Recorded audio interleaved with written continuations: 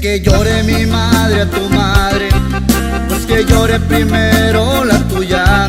No es por conflictos personales, pero así es esta vida de luchar.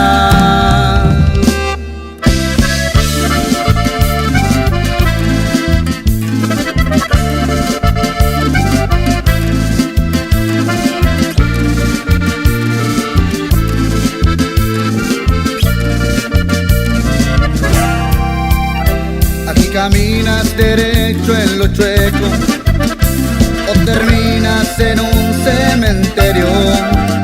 Aquí no hay chance para el miedo, aquí tú tienes que imponer respeto, sin confiar en tu propia sombra, porque los primeros que traicionan son los que dicen ser tus compas, solo por quedarse con tus obras, siempre alerta a todas horas, protegido con varias pistolas, con cuidado hasta con las morras, porque pueden ser de los contras.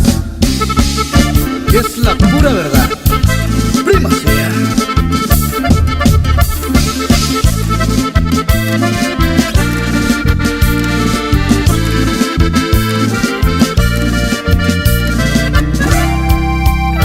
Si quitas 1000, debes 1500, y si no pagas se te corta el cuello.